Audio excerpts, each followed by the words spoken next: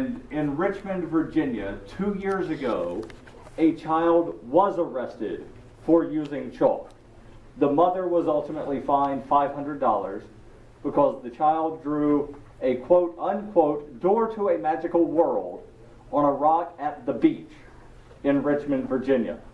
So Richmond, Virginia has an enforceable ordinance, and it's used against children.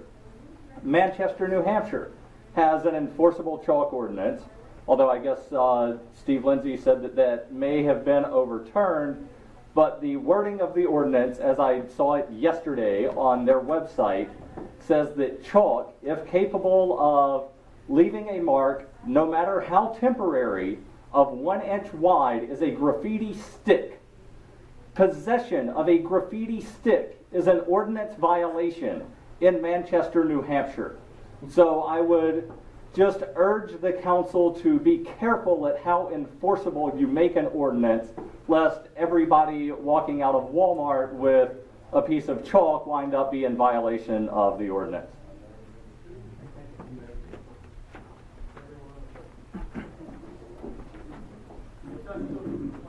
Good evening, Nicholas Ryder, 725 Marlborough Road. Well, it's another summer. Keene, sorry. It's another summer. Last year it was a bout of bad behavior. Next year it'll be another bout of bad behavior, and this year we're here talking about it again. But I'm inspired by Gandhi's little-known quote, "Be the chalk you wish to see in the world." Also Martin Luther King, "I have a dream that my children will one day live in a nation where they will not be judged by the color of the skin, but by the content of their chalkings." Just kidding, that's not true. Chalk activism is stupid, and I wish the people involved in it would spend more time increasing freedom and happiness for everyone in this room. That said, you can't legislate against wastes of time, and if there is alleged damage to property, the owners of that property should seek out restitution for those damages. If the gazebo is damaged, people should have to pay for that. But please don't waste my tax-paid employees' time researching this ordinance. Thank you. You're welcome.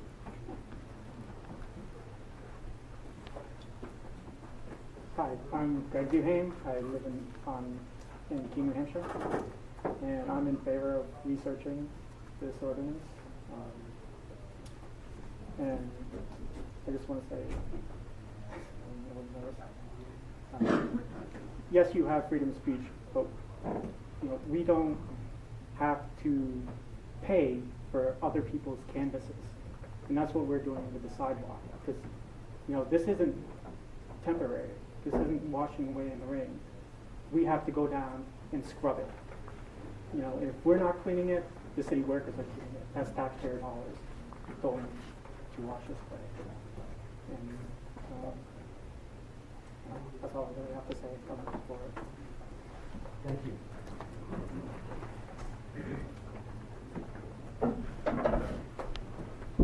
Good evening, folks. My name is Dory O'Mara. I own quite a bit of property here in Keene. Could you give your address?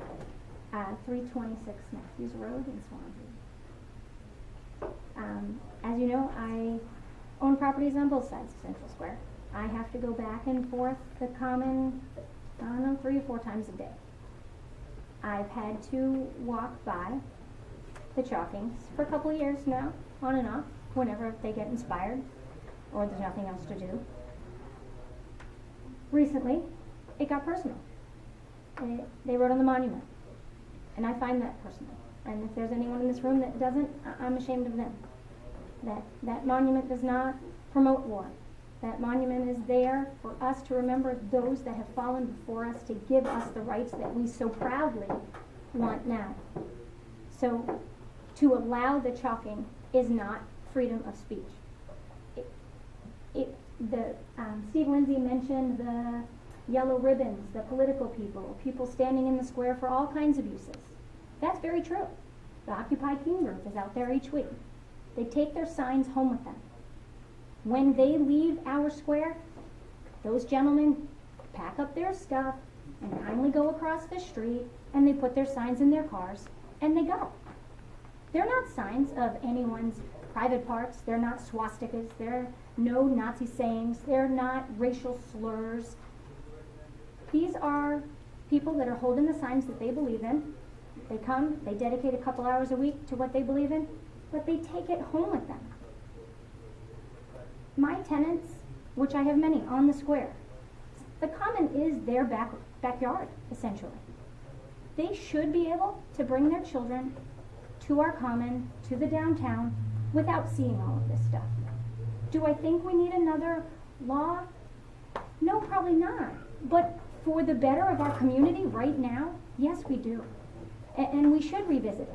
You know, because with any luck, 5 years from now, we won't have that group from here. They won't live here anymore because they've just moved on to something bigger and better in their lives, or maybe get a job. But Okay, seriously, I just want to keep the I know. group, this group, that group. Temp- I mean, I try for to the- allow a in the little, meantime- just a second. I just want to make sure it doesn't happen again. I try to let people stray a bit, and I I understand. think you've got your point across, but understand. I'm going to ask you to focus on whether or not you support. This committee recommended to the full city council the Absolutely. researching of the possibility of an enforceable graffiti ordinance, and why you do or do not. Thank you. absolutely. Because your children, my children, all of their children should be able to walk through the park. And it's not about hopscotch. Because if we want our kids to play hopscotch, they could do it in our driveways. They can do it on their, their own sidewalks in front of their homes, where their neighbors know their children and think that it's cute, and might even join in to play. But that's not hopscotch on Central Square. I mean, now all of a sudden there's hopscotch, once a day on Central Square, but there never has been a big hopscotch community. So all of our downtown needs to be protected, not just the common. The main salon had a swastika outside. Just because it's chalk doesn't mean it's not graffiti. Graffiti is there somewhere described that graffiti can only be written in spray paint? It's graffiti if it's offensive, it's destroying public property, if it's insulting people and hurting our community and the people that are traveling here. One woman spoke of a group of folks that came from a different country that were here this past weekend. I saw them too. And they were from Germany. And they were absolutely disgusted by our Central Square. They couldn't believe that they came to Keene, and of all the places in the world that they came, that he and his partner walked out to the common and saw a swastika. That's not what we're about. We're a good community. We're full of good people. We're all like family, whether we know each other or not. I encourage you to please pass the ordinance, or make the motion to research There is an no- ordinance. Please make a motion to research an ordinance for us. Thank you.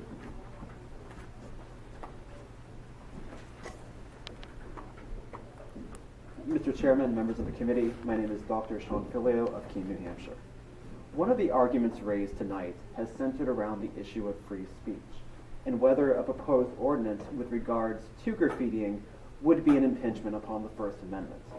It is unfortunate, but perhaps rather telling, that those individuals who have brought up the First Amendment have failed to bring up the 225 years of case law that our nation's top legal scholars, the Supreme Court, have done regarding that amendment.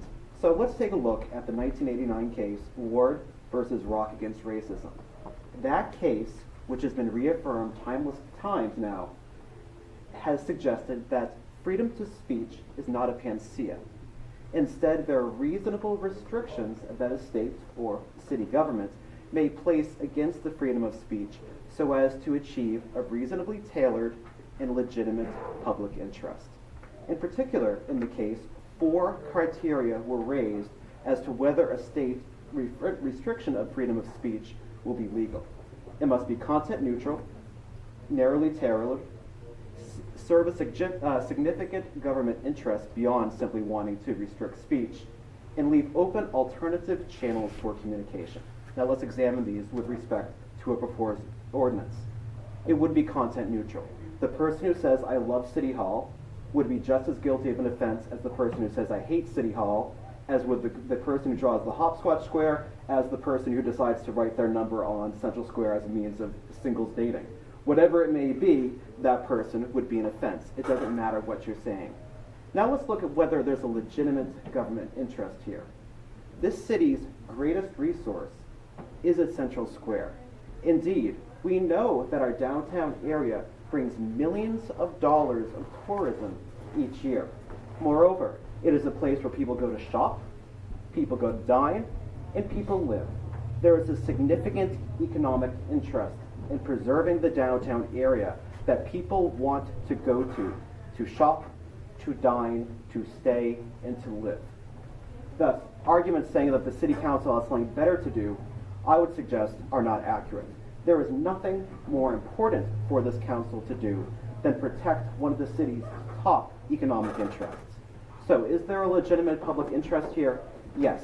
As we've had other people say tonight, people are feeling uncomfortable going to the downtown area. They feel intimidated. It's not a place where they want to go alone. It is not a place where they want to bring their children. There is an interest in wanting to preserve a downtown area in which people feel free to go. Now, is this narrowly tailored? Absolutely. There have been false arguments tonight that this is a ban on hopscotch. Indeed, we saw outside a chalking on the sidewalk saying, "Don't make hopscotch illegal." That's reductio ad absurdum. It's not illegal. You're not making hopscotch illegal. You're drawing a hopscotch square on city property in a historic district that has a prime economic interest illegal. If the children want to play hopscotch, draw it in their driveway. Draw it at Wheelock Park. Go up to Robin Hood. Draw hopscotch there. Go to the places that are designated for that type of recreation. Don't do it in an economic area. Would we put a child in handcuffs? I doubt this is going to be an ordinance where we're going to throw somebody into jail. As we've said, this is an ordinance that is only proposed. We're going to look at the enforcement. Are we going to bring out the handcuffs? No. Are we going to bring out the ticket book and fine somebody? Probably. So the mental images of locking up a child need to be eliminated immediately. They're not true, and they're merely tools to try to evoke emotions that have no place here. Is this narrowly tailored? Will speech still be legal in the downtown area? Absolutely. This is not a ban on total speech. It is not a draconian, downtown shall be a silenced area. Are other manners of speech available in downtown? Yes. You can bring down your sign.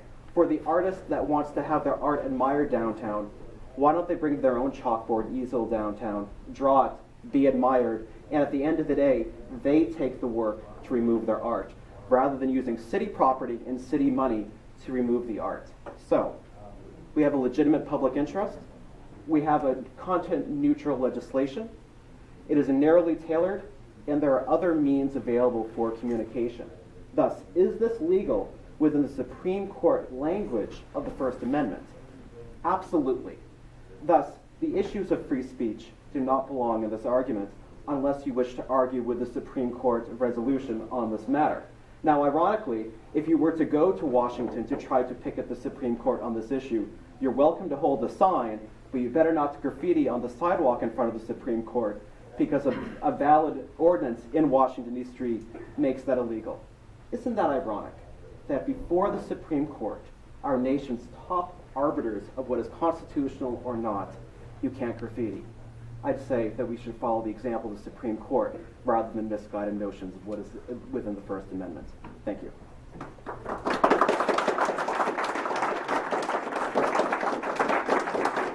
I'm assuming there are 2 people here to speak for the first time and 2 more to speak for the second time.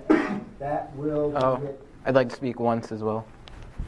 Okay, then please stand behind the man with the green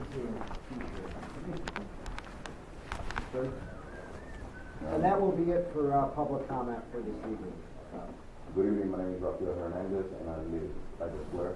I've been living in Keene, New Hampshire like for about a year. And when I came to the city, I actually was running away from places where destruction and stuff like this happen often. I support the ordinance for the city. It's not an ordinance. Well, yeah. the research of the ordinance. I'll let it go. We all know what we're talking about. We know we're Right. going to say it different. Right. The research for the We're on the same ordinance, page. okay. For the fact that I believe in freedom of speech, okay, but I utilize my voice to make points. I don't need to deface monuments, I don't need to deface the ground. And, or, utilize all means. That's what I have a voice for. And I could express my point and get my point across. Whoever wants to hear it, fine, then that's perfect. But why should I deface a place where it's utilized to pay respect to those people that have fought for my freedom, of speech? If you don't have any other means in which, if you're afraid to talk, or, well, write on a piece of paper or something, but why destroy, even if it's just for a little bit of time, deface something that other people have worked too hard to pay for? You know what I'm saying? Honestly, I wasn't one time in my life on that point, and I realized that how bad it is, because I used to do graffiti. And I came to the spot that I'm like, why am I doing this? And in reality, I was just disrespecting all my peers. It should be researched, and whoever don't want to, if it goes through, well, it goes through. So, but I think with on limitations, it will be a good thing to do. And thank you.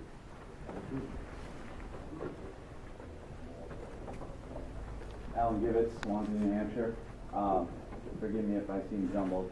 I'm not nervous, quite honestly, I'm angry. The reason being is I too am a proud veteran, but even more so than that, I'm a prouder father, and there's not really a whole lot of things to do all the time in this area for kids. One of the things that my family and I enjoy doing is walking the streets of Main Street, is coming down to the Common. We enjoy going to the ice cream store, the candy store, and then walking through the Common and having a good time. As far as, hopscotch goes, I have two boys. They love to play hopscotch, they love to draw. Somebody said it, there's parks for that. There's hopscotch squares, that's not what's going on here, people. We have driveways for that, communities, things like that go on. I don't know if any of you have seen any of the things that have gone on down there, seen any of the pictures or any of the drawings, but have any of you seen any of the drawings? I see yes, I see no. Could I show you a picture? I can describe it however you wish.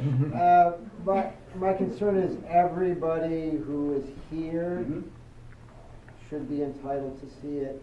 And I'll hold it up for everyone. Also, wait a minute. There is going to be a viewing audience as well. That's the. Okay. Well, that's Is it okay. obscene? It's not obscene. Why don't you describe it verbally then? Maybe that would be. I'm sorry, let me pull it up again. It's a picture of a stick figure person. Looks a lot like a police officer holding a billy club, and it has a bunch of smiley faces with X's in their eyes. Now, for those of you that don't know, I did work in law enforcement for combined 16 years between the military and corrections. My sons know that. They're proud of their father for that, whether some people disagree with that or not. Now, if I were to walk my boys through that square and they saw that, knowing what a police officer looks like, even if it's a stick figure drawing, how in the world am I supposed to explain to my children what's going on there?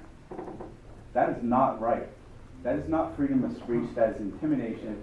That is not right for little children to see, and for a grown man to have to explain to his sons what's going on here. That is not freedom of speech. That is over the line. I'm sorry. Thank you for your time. Thank you.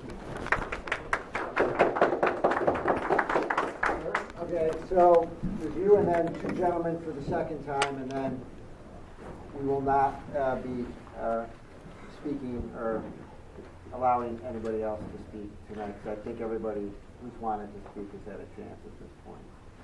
My name is Garret Ian. I live at 75 Leverett here in Keene, and I'm the director of Keene Peaceful Streets here.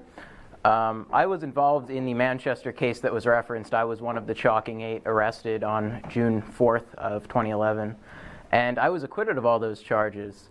I'm a nice person, so I didn't sue the arresting officer for wrongful arrest, but many people are referencing the Manchester court case to have some significant weight. Now, that was never appealed. None of the Chalking 8 had attorneys. I represented myself in that case. On appeal, I believe that their convictions for chalking would have been thrown out. They were convicted of chalking a retaining wall at the Manchester Police Department. Now, this wall would have naturally been washed away by rain, had it rained. Instead, Manchester Police called the fire department and tried to bill the activists for the fire department using a fire truck, which was totally unnecessary. A bottle of water would have done the job. But anyway, in that case, there are other court cases which haven't been referenced, which is why I impel people, as others have, to research the court cases behind this.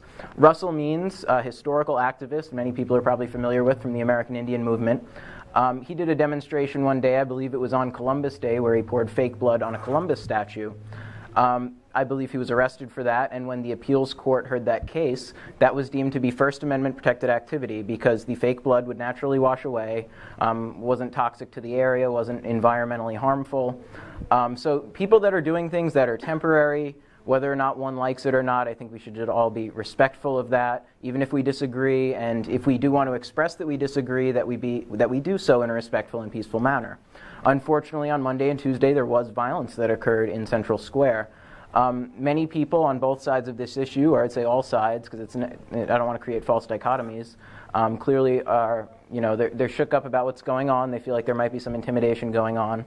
And those are the sorts of things that we need to be focusing on, not theoretical ordinances that might address the issue, but instead the cultures and the attitudes that people are bringing to the table.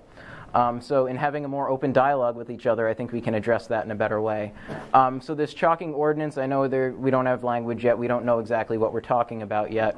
But if it was to apply to vertical surfaces, as I've heard KPD advise people not to chalk on vertical surfaces, I believe any that are exposed to rain on appeal would be thrown out by the courts. And in another sense, is that something the city government really should be wasting their time looking into.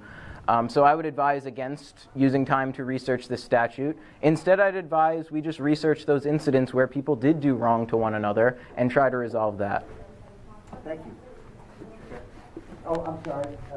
Councilor O'Connor has a question. Garrett, quick question. You mentioned that second court case. What state was that? The one with the blood on the statue, I believe it was a federal appeals court. I would need to do some more research on that. Thank you.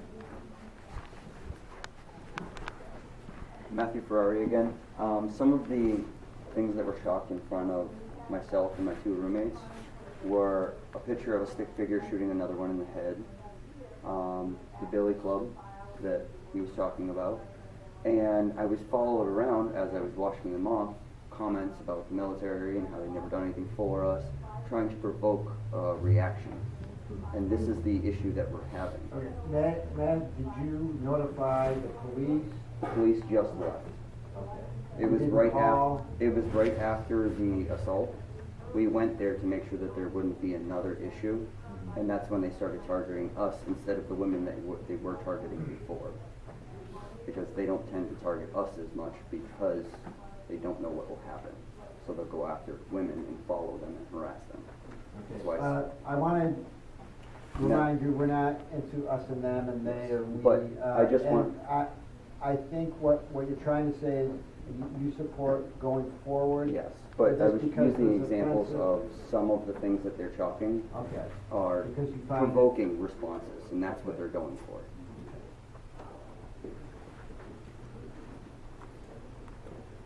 Zach Laughlin. I thought two cases that might also help from the case law would be Chaplinsky versus New Hampshire, which had to do with fighting words. And it is not against the First Amendment to punish someone for use of fighting words. And I guess a determination on whether or not we consider the stick drawing as fighting words might be a place to start, as well as Cohen versus California, which is famous for the draft case, and the determination of whether chalking is conduct or speech should be considered in any future consideration. And I just think those two places, especially since Cohen has to do with the military, would be a good case to review. Thank you. I want to thank everybody this evening. We're going to turn it towards the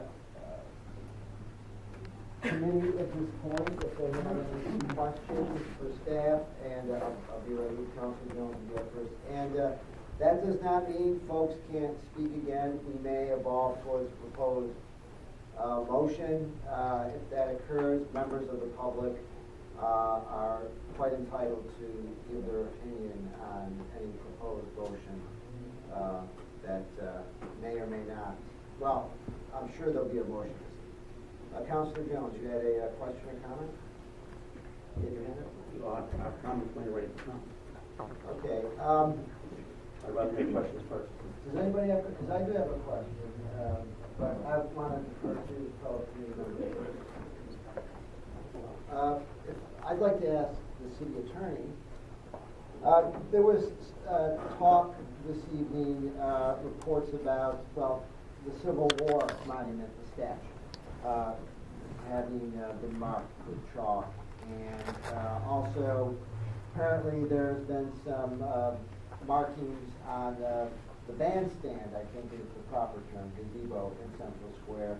And I believe there's one other reference this evening to public property within the square and off the square. And gentleman explained that he was told by the police he can't do that. Could you explain what the parameters are, or should I refer this to the police chief if he's here, chief of police? My understanding is that is not allowed under current statutes or ordinance or ordinances within the city. I just would like some clarification on this point. I can give the committee a general answer to that question. Obviously, it really these are fact-based issues, as I understand, with respect to the monument as the gentleman who was here who was admitted to doing that. Also agreed that he didn't understand or didn't know we shouldn't do that and removed it. So it really is up to the police department and prosecuting authority to make a decision as to whether or not any particular activity would justify a charge under the state statute 634:2. And I'd have to say you probably get a similar answer from the police chief because it really depends upon what occurs. I think it's a general statement. And whether or not, as was pointed out here earlier, what our courts would do with this, I can't tell you that. There is a general understanding that structures, monuments, things like that should be or could be subject to the criminal mischief statute if people were to exercise with the aspect of that. Whether or not the courts would conclude that chalking rises to that level, quite frankly, I don't know. That case from Manchester, as was stated, as far as I know, wasn't appealed. But I could say that if you were to go in there with a can of paint and you do that, that's one thing. If you're going to be able to do it with chalk, that's another. It would really depend upon the nature of the activity and how the courts decided to handle it. But that's just sort of the general. If you wanted to direct more questions, I would suggest you probably want to talk to the police chief. Chief, do you have anything more to add? Thanks. Thank you, Mr. Chair. Kenneth Neal, police chief. I would defer a lot of my comments, and they would echo exactly what Attorney Mullins has stated this evening. Criminal mischief needs to be interpreted based upon the activity that occurred. Now, certainly, as we look at life behaviors throughout the state, as we make those decisions, we do look at that Manchester case because it's the preeminent case of its kind at this point in time. So we would defer to that as a guide